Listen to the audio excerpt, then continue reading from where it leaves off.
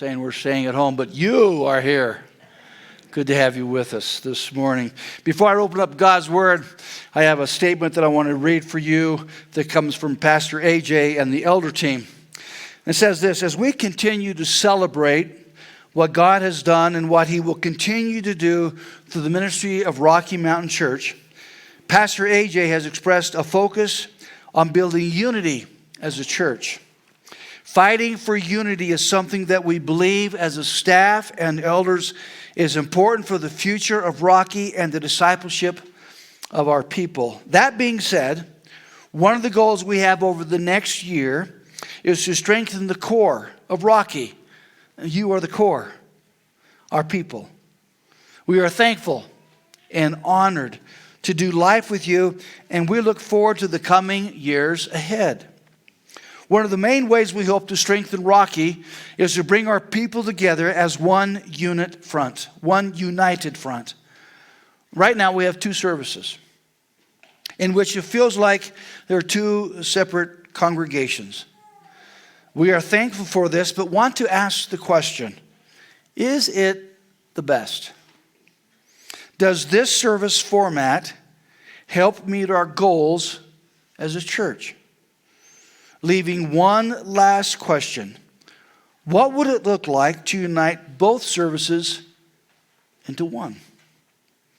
So after much prayer, with the desire for unity and the strengthening of the core at Rocky, we will be moving to one service at 9:30 a.m. starting Sunday, December 4. That means there won't be an 8 o'clock service and there won't be a 10:30 service. 1 o'clock at 9:30. This will allow us to move towards some of our goals and give more room for our people to get to know each other while serving, using the gifts that God has given. As Pastor AJ mentioned in his Beyond the Walls video this past week, the fight for unity is going to be so important moving forward, and so we hope that you will join us in that effort.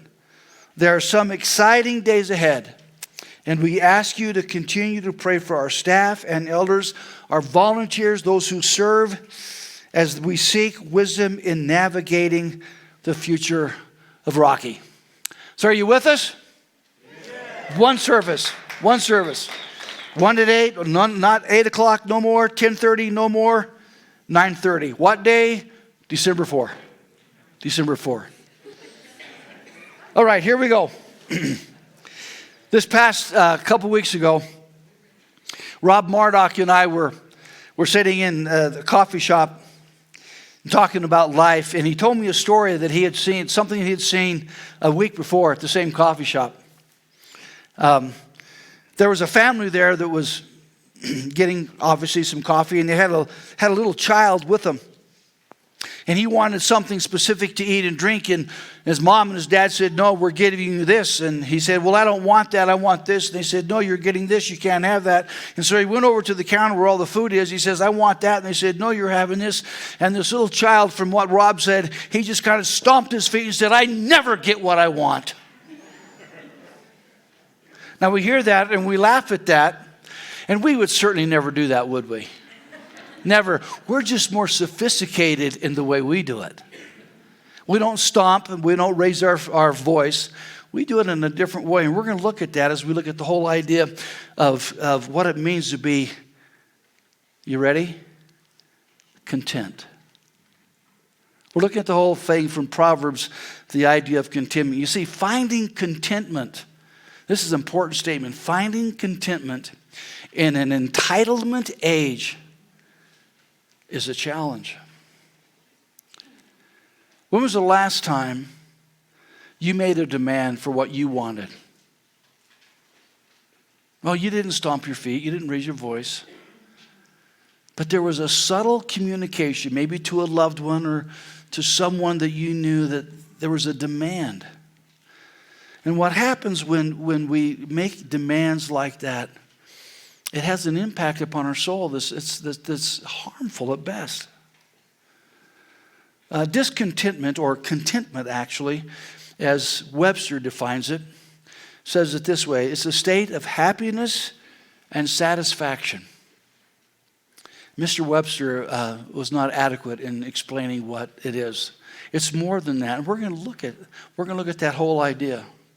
And so for some of us, we think that the contentment comes with the getting of things, maybe.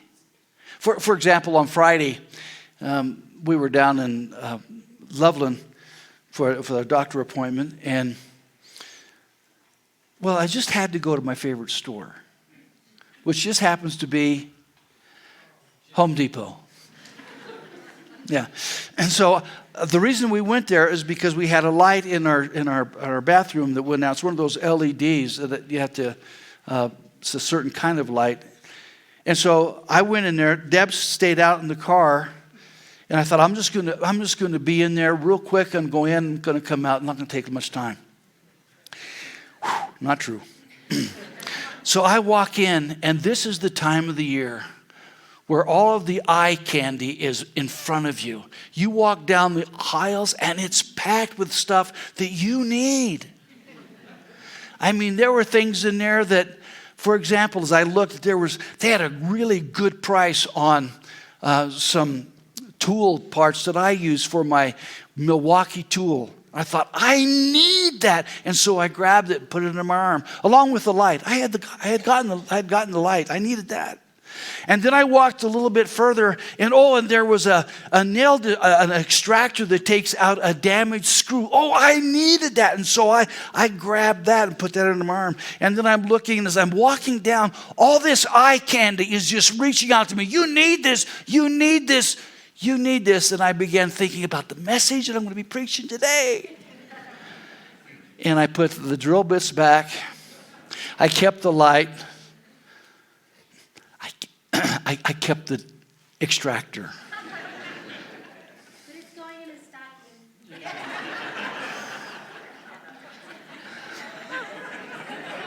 stocking. She's always trying to up me. She is, all the time. We all struggle with, don't we, in an age of entitlement. And we have so much in our world. And the whole idea of contentment is something that evades us. 2-3 weeks ago, we were over in Steamboat visiting our children and family. And we went down to a place, downtown Steamboat, to get a cup of coffee and walked in, and it was just an exquisitely beautiful place. They were as a design company. And they had this chair in there. You'll see it. I thought, wow, that is content. Do you know how much that chair costs? Don't put it up. Oh, you put it up. $4,495. And it was sold. I wanted to buy it. It's a Manx chair, Yeti beige. There's some Yeti out there that doesn't have any fur on him. Almost $5,000. But that's not the best one. The best one was this one. The first one was a single chair. This one was a double chair. Deb got lost in it. I literally had to wake her up. That's not true. Maybe for some, that's contentment. Look at this one. Is that the 7 Plus? Nope. Just my old Plus. I'm waiting for the iPhone 8. That time of the year. I bet you received this morning on your phone, if you get advertisements on your phone about things that you absolutely need. And it's 40% discount now because it's Black Friday. In an entitlement age, it's hard to be content. And we're going to look at that this morning, the whole idea of what it means to be content. There are really there were 3 Hebrew words that speak of contentment.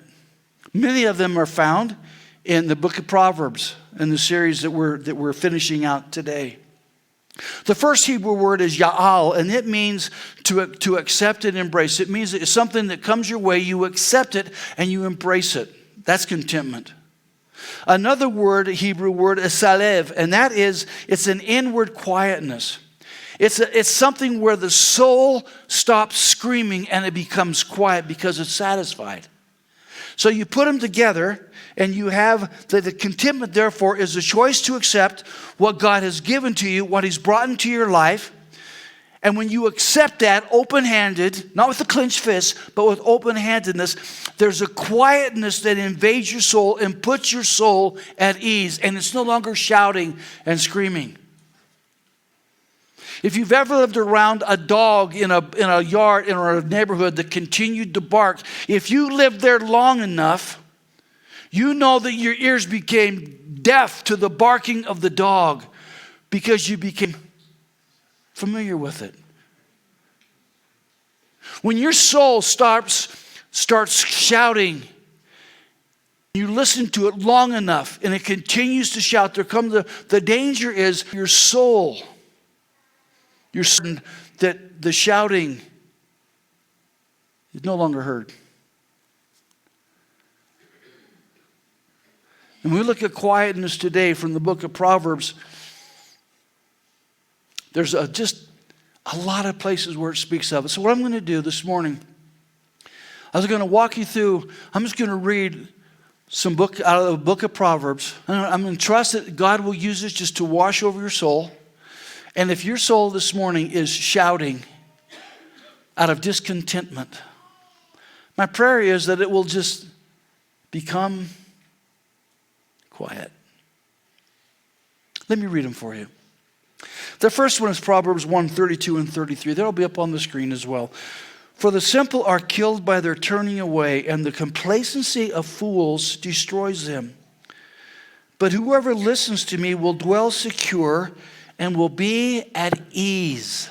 Or disaster. Here's another one from Proverbs 1:32 and 33. For the simple are killed by their turning away, and the complacency of fools destroys them. But whoever listens to me will dwell secure and will be at ease without dread of disaster. Or Proverbs 3, 5, and 6. And trust in the Lord with all your heart, and do not lean on your own understanding. In all your ways acknowledge Him, and He will make straight your paths. That trusting in the Lord, as I spoke about it some time ago, it's the idea of a small vine that wraps itself around a strong oak. And its strength is not in itself, but in the oak that it's tied to. Trust in the Lord. Proverbs 14:30 reads, a tranquil heart,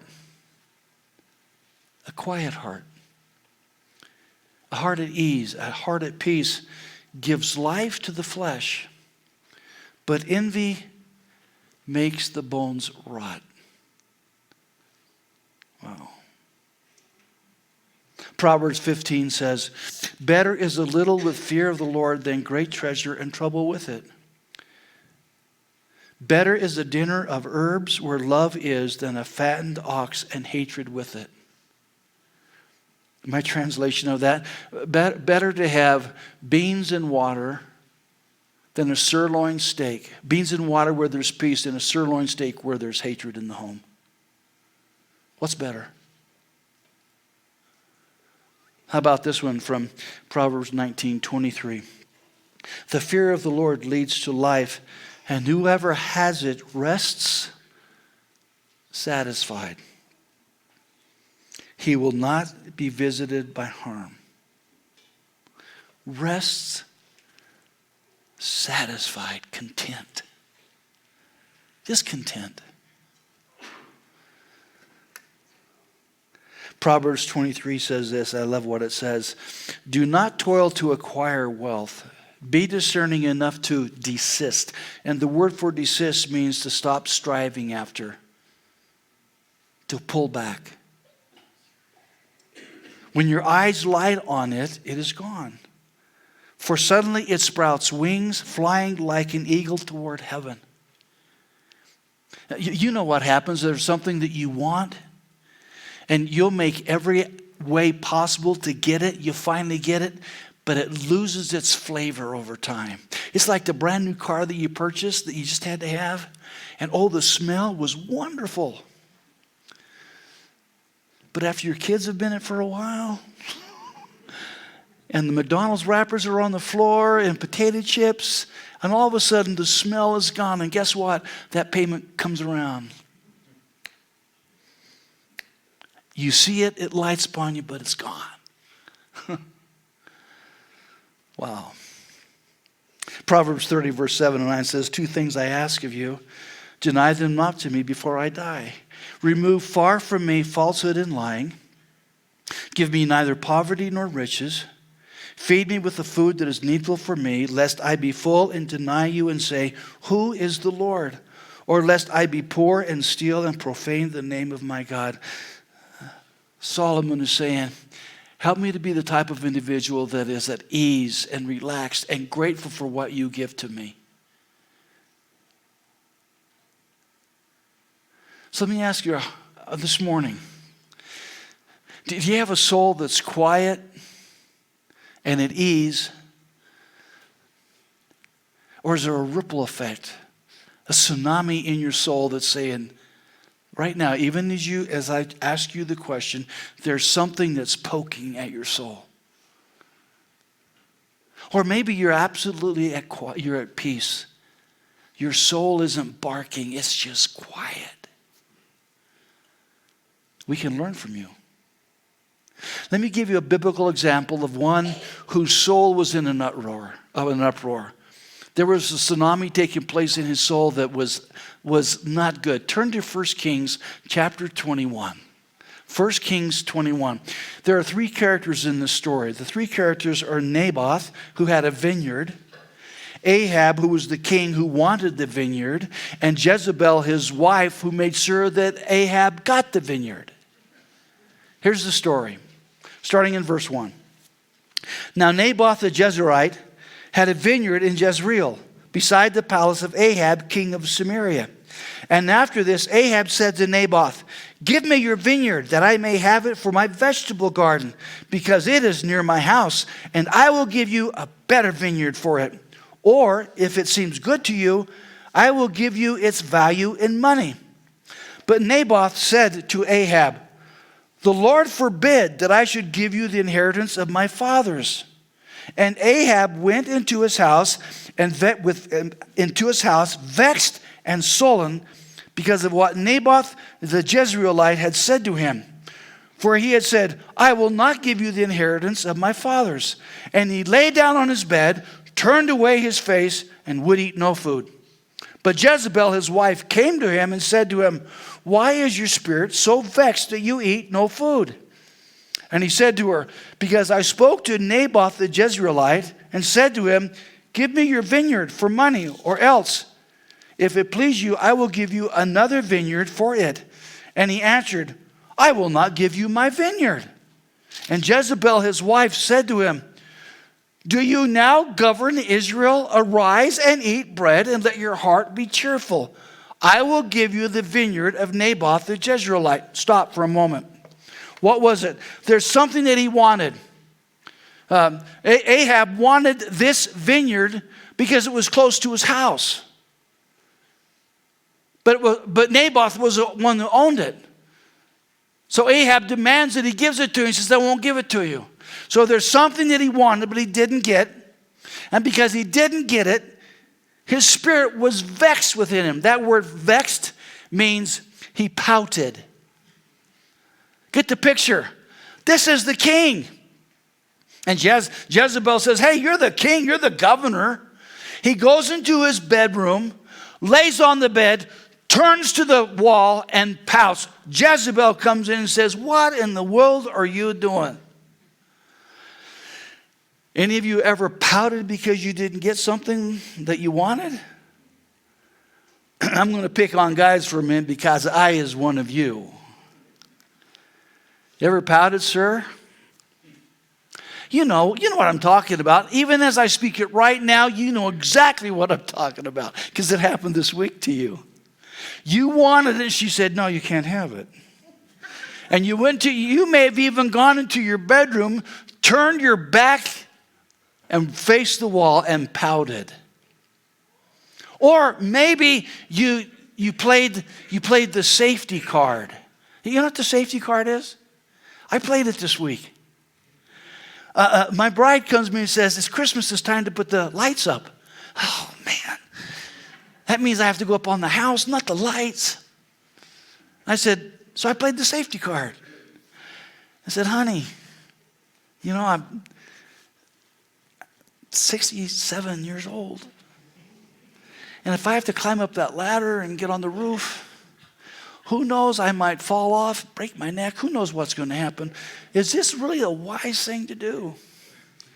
Gratefully, she said, no, but could we put it around the windows and around the porch and around the bottom of the trunk of the tree? I said, yeah, I can do that. But I played the safety card. It worked. It worked. I didn't have to get up on the roof. So my son calls me this week. He says, Dad, what's up? I said, oh, well, Mom wants the lights up. Oh, no, not the lights. He understands. And he said, did you play the safety card? I said, I did. He said, my buddy called me this week and he played the safety card because he sent me a picture of some new skis with a certain kind of binding. He said to Toby, he said, son, he said, Toby, when you tell Amanda about these skis, play the safety card. And he said, all you need to do is to tell her that these skis, if something happens, they will release quicker and it'll make it safer for you. So I asked him, I said, did you play it? He says, no, it won't work with Amanda. Play the safety card.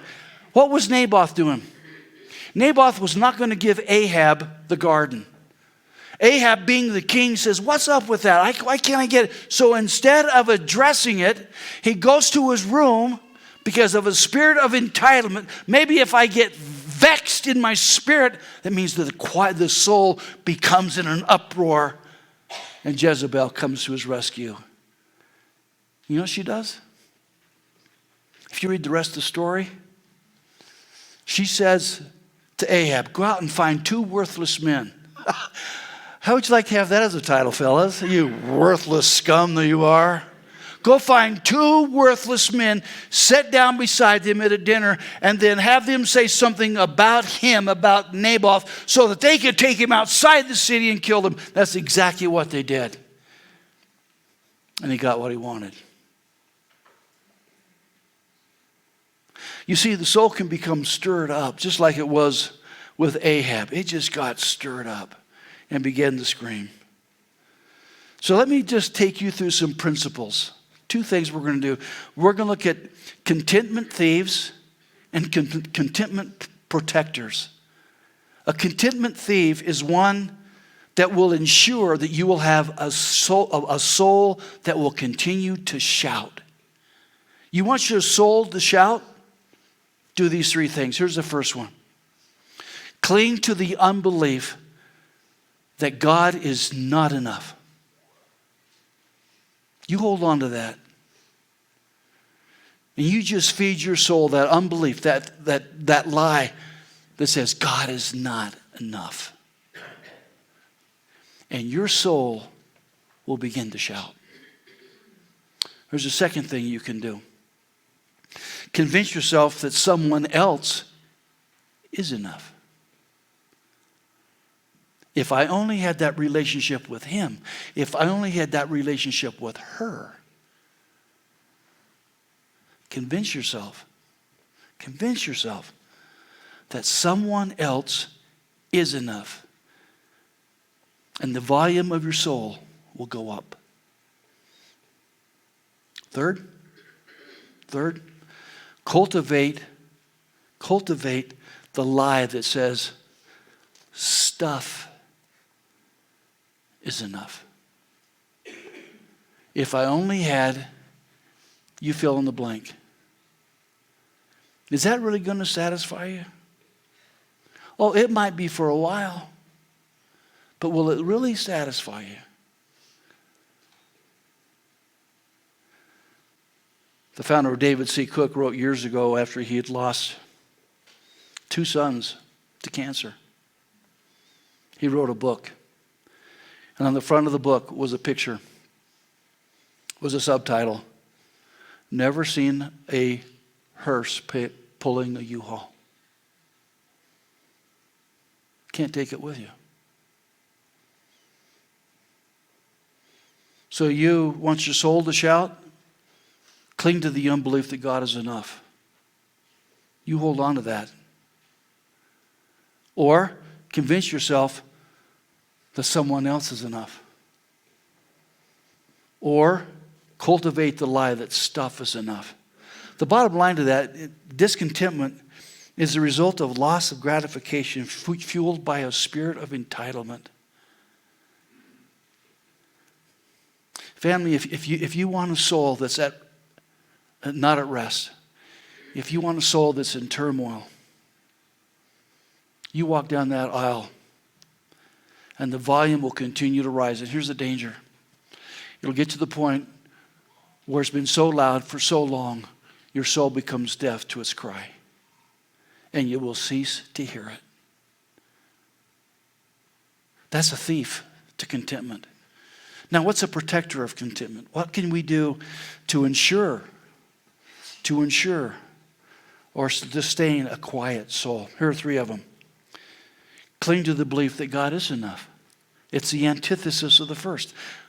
Cling to it. God is enough. Second, convince yourself that someone can't be enough. Listen, every one of us have either hurt somebody or we have been hurt by somebody. If we put our hope and our quietness of a soul before a holy God to be content, and we hang it on relationships, sooner or later we run the risk of that very thin wire breaking. And when it breaks, what happens? So convince yourself that someone else is not enough. And third, cultivate the truth that says that stuff is never enough. God is enough. Someone else will never be enough. And stuff is not enough. Those are protectors. Those are the guardrails that we need. So if I were to give you a takeaway from the Proverbs as well as from 1 Kings and Naboth and Ahab and Jezebel, here's what I would say. A quiet soul, listen to this. A quiet soul drowns out the noise of the what so that we can hear the voice of our God who is in the middle of the what. So what does that look like? I found this picture on the internet. And this is the picture of someone who said, I have decided to follow Jesus. It's not just words that they sing in a song. It's something that they humble themselves under the mighty hand of God. That's what it looks like. Or it might look like this. Be still and know. Look at this next slide. That's the first part of Psalm 46:10. Psalm 46:10 says, be still and know that I am God. I've shared this with you before. Some of you have not heard it, so I don't have a problem sharing it again. Growing up in Buena Vista, Colorado, up in the upper Arkansas Valley, there are the collegiate peaks are up there, Harvard, Yale, Princeton, Columbia, all 14,000-foot peaks. Right behind Frontier Guest Ranch, Young Life Ranch, you climb up all the way to the top. On top of Mount Princeton, there's a chalet that they built up there by rocks. They just put rocks up there and built it. And they take the young people up there, the teenagers up there in the summertime. You can see the entire upper Arkansas Valley. You can see up into Leadville. You can see all the way down to Salida. You can see Pikes Peak, and you see everything in between. It's gorgeous. Up on that, by that chalet, there's a weather-beaten old rugged cross. Etched on the on its limbs is Psalm 46:10. Be still and know that I am God. And that one word is the third Hebrew word for still. And that word is ra-tha. And it means this. It means to settle down, to let go, to stop striving. Be quiet. I had taken our youth group up there years ago. And we sat down at the base of that rock and we had a devotional talking about Psalm 46:10. About halfway through, I kid you not, a little chipmunk came over, got on the base of cross where all the rocks were, didn't face us, but placed himself right on the rocks. It's as though he was standing in attention, looking over the entire upper Arkansas Valley. I looked at our teenagers and I said, that's what it means to be still before a holy God. Be still and know that I am God. And so even as I give that, some of you are saying, yeah, I believe that God is enough, but my paycheck doesn't make it to the end of the week. God's enough, but my relationship with him, my relationship with her is unraveling. Yeah, God is enough, but the diagnosis that I received has rocked my soul. Yeah, God is enough, but my best friend just betrayed me. Yeah, God is enough, but my retirement funds are disappearing. Yeah, God is enough, but my parents are getting a divorce. Yeah, God is enough, but my job is not fulfilling. Yeah, God is enough, but I didn't get accepted into the college that I wanted to go to. Yeah, God is enough, but I got cut from the team. Instead of getting first chair in the orchestra, I got third chair. Yeah, God is enough, but his words or her words just destroyed me. Does God expect me to be content there? And the answer is yes. Because when I'm quiet and I've accepted what God has done, I've embraced it, God infuses my soul with a kind of quietness that I cannot drum up myself. He gives it to me. Because he is in the middle of the what of your life. I have permission to share this with you. And even as I look out, my brothers here this morning, we have a couple in our midst that has shown me what it means to be quiet when the what of my life is coming unraveled.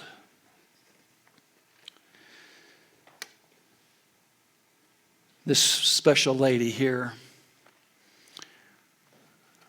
Ron and Carolyn Hardy. Carolyn was diagnosed with ALS, Lou Gehrig's disease. This is a recent picture of her being in the hospital this past week. I've never been around Carolyn when she wasn't smiling. She can't eat. She can't speak. She's fed through a tube.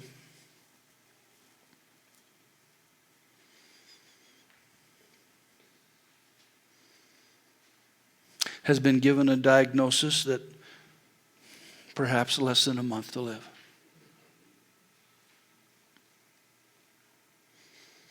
And that little dog that you see behind her,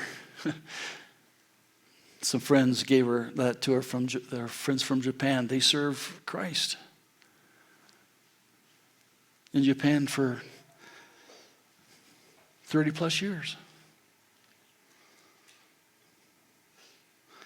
I'm sitting beside them and I'm praying with her, and we're talking about life, and there's no complaining. There's none of this to God. It's always this. And I say, Carolyn, you okay? She goes like that.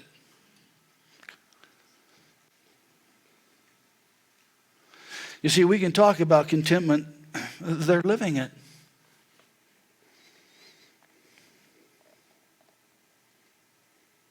And I think it's easy for us, family. I think it's easy for us to come into a nice, beautiful building and live in Estes Park, Colorado, and all those things are a blessing from God, are they not? We don't take those for granted, or do we?